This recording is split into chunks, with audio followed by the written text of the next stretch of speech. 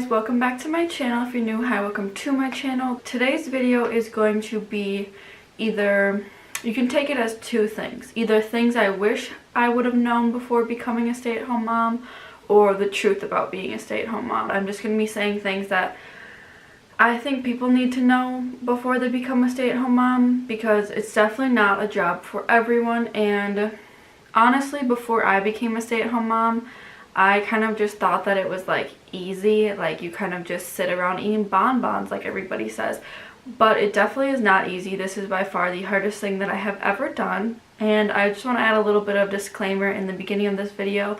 By no means am I complaining about what I do. I love being a stay-at-home mom, and of course I love being able to stay home with my daughter and help take care of her and raise her and not just stick her in daycare all day. So yeah, let's just get right into the video. The first kind of like topic, I guess you'd call it, that I want to talk about is mental hardships. And what I mean by that is, like I said in the beginning of the video, this is the hardest job I've ever done as far as mentally exhausting. The first kind of thing that I want to go into is that the second you wake up in the morning till the second you go to bed, you are giving yourself to another human being.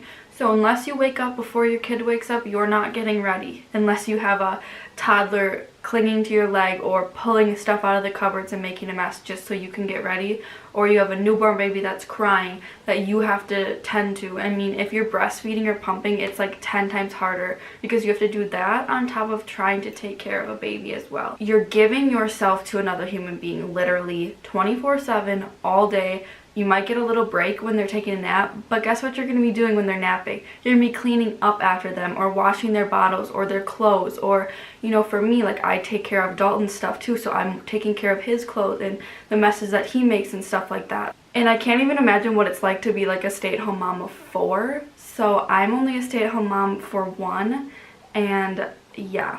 And usually stay-at-home moms do the housework too, so you are giving yourself to a human being literally 24/7, and you are trying to take care of a house and take care of yourself as well.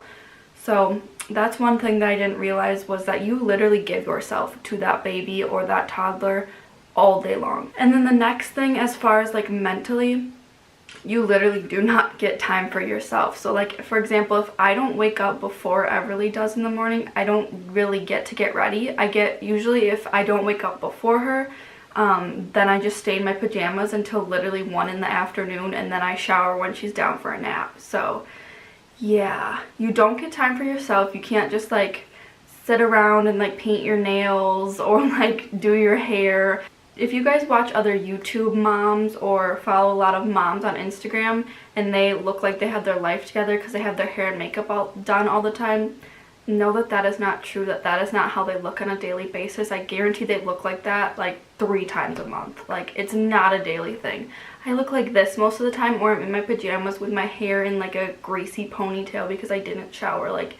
And when she was a newborn, it was worse because they literally need you all the time. Like now, at least she takes naps for like 2 hours usually. So at least I get a little bit of a break to get myself ready, but you don't get time for yourself. Dalton is pretty good about, like, if I say, I'm just gonna go lay in bed for a little bit, watch a video on my phone, like he lets me for the most part. Like, he understands that I need a break. In the beginning, it was hard for him to understand, but now he like gets it because I'm literally giving myself to her all day. So the next like main topic that I want to talk about is you do not get satisfaction from your job. And like what I mean by that is, like, if you work like a 9 to 5 or just like any kind of job really, you normally have a boss or a coworker or somebody telling you, good job, like you did that so well, like you get a raise, you get an extra day off, like good job, like you did really good. You don't get that when you're a stay-at-home mom, because most of the time you're taking care of a baby or a toddler who doesn't talk. So they can't tell you, good job mom, you cleaned the whole house, like good job mom, you got the laundry and dishes done. You know what I mean? You don't get satisfaction from your job. Of course you get satisfaction from the moments that you don't miss out on and all those kind of things. And the next thing I think that helps with getting satisfaction from this job is definitely getting mom friends, because specifically ones that mostly stay home or like actually understand your situation. Like I'm so thankful for the mom friends that I do have. I have one mom friend that I actually can see face to face, which is Catherine, and then I have a few that I message and talk to that I found through like YouTube and Instagram and all that kind of stuff, and they get me so much. Like, I love all of my other friends, of course, but like, you need the mom friends that actually understand mom struggles, because in a way they're giving you satisfaction from your job. They're being like, girl, I get it. I get that you didn't get to get dressed today. I get that you didn't get to shower. Like, I know, like, I got you. Like, it's, you need mom friends for sure. Another thing that kind of goes along with no satisfaction from your job is you might, in the beginning or just sometime throughout your stay-at-home mom life, you might realize that you are resenting your partner a little bit, because like I said, you don't get time for yourself. So like, your partner, they probably get to go to work, they get to eat lunch alone in peace and quiet, or just with no baby like wanting to take their food and stuff like that. They get to get up in the morning, they know that they get to get ready for work because you have the baby or the baby's still sleeping. They don't have to worry about the baby waking up because you're there in case it does. Oh, they know like a set schedule, like they know they go into work this time, they get to come home. Like, they have a work life and a home life, if that makes sense. Your work life is your home life, so that might be a little bit challenging in the beginning to realize that you kind of have to pull yourself out of that when your partner gets home. It's kind of like you're done for the day, like you clocked out because your partner is home, if that makes sense. But you might resent them a little bit that they get to have lunch breaks and they get like a set schedule in a way. So definitely, just when you realize that you're doing that, just talk it through and realize that this is your job. Just realize that you're getting to see a lot more moments than your partner who's at work all day. The next big topic that I want to talk about is rude people. And I could rant about this. I could make a separate video about this, just ranting about how rude people are to you when you are a stay-at-home mom. I have had so many people make rude comments to me like, that's not really your money, it's your boyfriend's money, or it's Dalton's money or whatever, like you're just using his money, like he's working all day just so you can go spend it. Like, I have literally probably had like at least 5 people tell me that. Let me just say, if you are one of those people that make comments to stay-at-home moms, you can't do that, because the amount of times that I have cried because somebody has said that to me, or gotten upset and talked to Dalton about it, and like he's like, no, it's not just my money, it's our money. And you know, like, he doesn't feel that way obviously because I'm still a stay-at-home mom, but the amount of times that gets under your skin, like, it's the worst, and I hate that people are rude like that. Another thing that a lot of people say or comment about that's so rude is that like your job seems so easy. And I know that that's not super rude, because a lot of people obviously don't know stay-at-home moms or don't know like what we actually do on a day-to-day basis, but a lot of people just think that it's so easy, and I did before I was a stay-at-home mom, because I didn't grow up around a lot of stay-at-home moms. Like, I didn't know any, I didn't know what they did all day. But now that I am one, I hate when people say that it's so easy. Like, I could just go off, because it's not easy. Like, I've had other jobs before this. I mean, I'm still young, so I haven't had like a full-on career before this, obviously, but this is by far the hardest thing that I have ever done. So just do not let the rude people get to you. Just don't let the rude people get to you. The next thing, this is a pretty serious topic that I dealt with more so when I really was little, but just the loneliness. You get so lonely, and that was something that I never even like thought of before I was a stay-at-home mom. But you get so lonely because your baby normally doesn't talk, so it's literally you talking to a toddler who doesn't respond and doesn't really say much. You know, usually you're home alone with your baby. There's no other adult interaction, like if you go out and work, or, you know, you're just out in a public place. Adult conversation is obviously so different than talking to like a school-age kid, if that makes sense.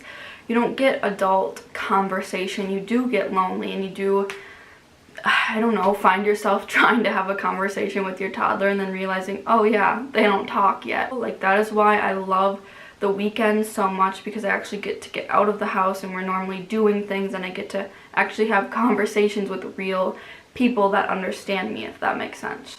But this is another reason why I'm so thankful for YouTube, because the amount of moms that have reached out to me are just people that, I know it's not face-to-face interaction, but it's way better than nothing, and I'm so grateful for all of the mom friends and everyone that I've made through YouTube. Like, it's the best. And another thing that kind of go along with it is just like stay-at-home mom depression in general. Like, it is definitely a serious thing, and again, this is something that I never realized was even a thing before I was one. But you kind of, when you don't get to shower and you don't get to get dressed daily and you don't get to do your hair how you wish you could or do your makeup, you start to kind of get down on yourself and just your body image, if that makes sense. Like, I'm gonna be honest with you, I'm not back to my pre-pregnancy weight, and I've struggled with that so much. I have stretch marks between my thighs so bad, they are still like purple.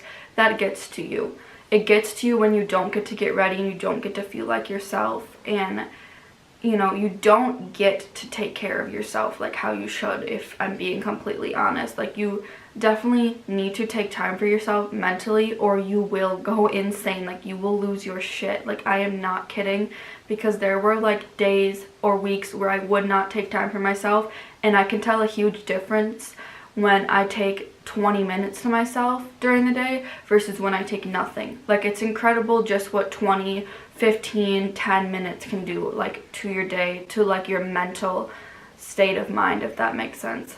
And obviously the body image thing is tricky because it's all in your head, but just know again that you are doing a great job, and like, you are doing something that a lot of women wish that they could be doing and they don't get to do, if that makes sense. And just look at your baby and realize like how lucky you are to be able to stay home, and know that you are beautiful, and that just because you've gained a little weight because you birthed a human being, don't get down on yourself, because you're doing a great job, I can promise you. The last thing to kind of wrap up this video is something not that I didn't know, but something that I've learned and I do know now that you need to do, is you need to find a hobby, or you need to find time for yourself, something that you enjoy doing. Like, maybe it's laying in bed watching a video on your phone, or taking a bubble bath by yourself, or finding a hobby that you like, or doing something, having a girls' night once a week, going out for dinner or something. Whatever it is, you need to find a hobby or something that makes you happy and makes you not want to lose your mind because you've been in a house with a toddler all day long.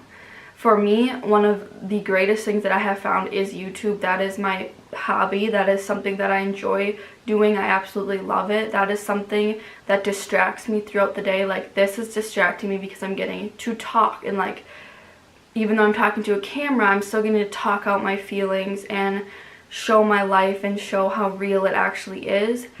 Some people need to get a part-time job. I know a lot of stay-at-home moms that just work a part-time job because they just need something twice a week where they can get out of the house, and then the rest of the days they're home with their child. Maybe you're the type of person that needs to get a part-time job. It doesn't have to be anything crazy, just a few hours that you can get out of the house. Or hire a sitter so you can go out and you can grocery shop by yourself. Whatever you need to do to get alone time, because I promise you'll realize how valuable alone time really is when you are a stay-at-home mom. For all the working moms that work and then come home to their kids, you're amazing. This job on its own is so challenging, so like, you guys are like awesome. Or all the stay-at-home dads, the single parents, whatever it is, every parent is great. Like, if you're parenting your kid and you're doing what you need to do, you're doing great. You're doing a good job. Thank you guys for watching. I hope you guys enjoyed, and I hope you related, and or maybe got some info or a little insight about what being a stay-at-home mom is really like. So yeah, don't forget to like and subscribe and follow me on all my social media so you don't miss out on anything, and I'll see you guys next time. Bye guys.